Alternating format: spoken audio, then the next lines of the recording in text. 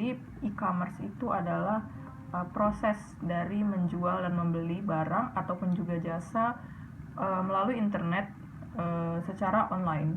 Ini bisa mencakup berbagai model bisnis termasuk juga B2C atau business to customer atau juga B2B, business to business, juga C2C yaitu customer to customer.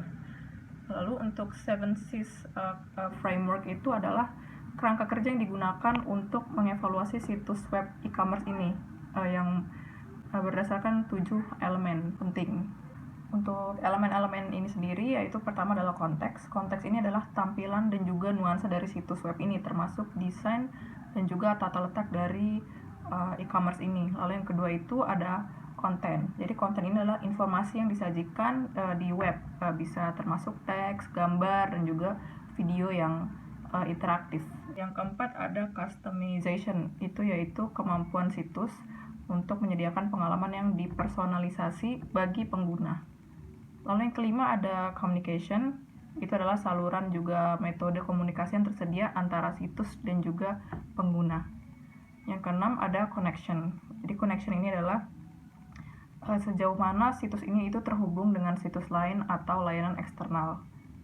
Yang ketujuh, yang terakhir ada commerce. Commerce ini adalah fitur yang memfasilitasi transaksi bisnis seperti keranjang belanja dan juga opsi pembayaran.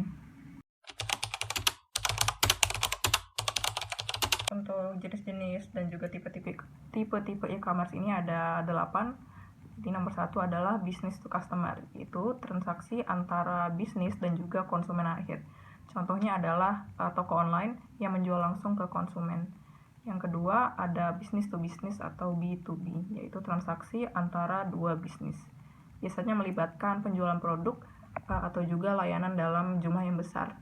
Contohnya adalah pemasok dalam bahan baku ke produsen. Yang ketiga ada customer to customer atau C2C, yaitu transaksi antara konsumen. Jadi biasanya difasilitasi oleh platform pihak ketiga. Contohnya adalah situs lelang atau marketplace. Yang keempat ini ada customer to business atau biasa disingkat C2B. Konsumen ini menjual produk atau layanan ke bisnis. Contohnya platform freelance di mana seseorang menawarkan layanan ke sebuah perusahaan. Lalu yang kelima ada business to government atau B2G. Jadi bisnis ini menyediakan produk atau juga layanan untuk pemerintah. Jadi contohnya adalah perusahaan teknologi yang menyediakan perangkat lunak untuk lembaga pemerintahan. Yang ketujuh ada mobile commerce atau yang biasa disingkat m-commerce, yaitu adalah e-commerce yang dilakukan melalui perangkat mobile seperti handphone atau juga tab dan juga yang sejenisnya. Lalu yang terakhir ada social commerce, transaksi yang terjadi melalui platform sosial media, di mana produk dari yang dipromosikan ini dijual langsung melalui media sosial untuk mencapai targetnya.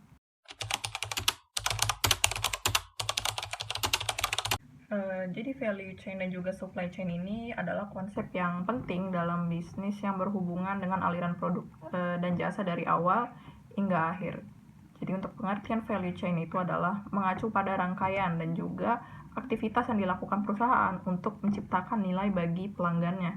Jadi aktivitas ini termasuk desain, produksi, pemasaran, distribusi, dan layanan purna jual. Jadi tujuan utama dari value chain adalah menambah nilai dari setiap tahap agar produksi akhir lebih bernilai bagi customer atau pelanggan. Untuk value chain di sini saya mengambil perusahaan Amazon.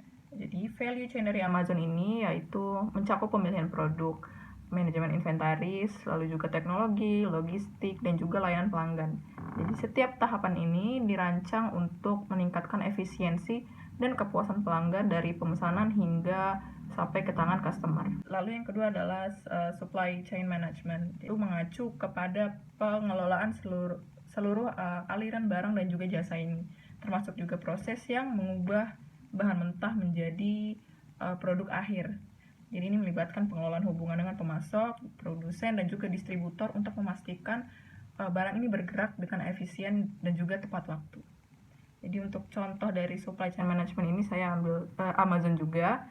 Jadi Amazon ini memiliki supply chain management yang kuat, mengkoordinasikan ribuan pemasok dan juga gudang untuk memastikan bahwa produk ini tersedia dan dapat dikirimkan dengan cepat ke pelanggan. Jadi ini juga termasuk penggunaan teknologi untuk memantau persediaan, memperkirakan permintaan, dan juga mengoptimalkan rute pengiriman.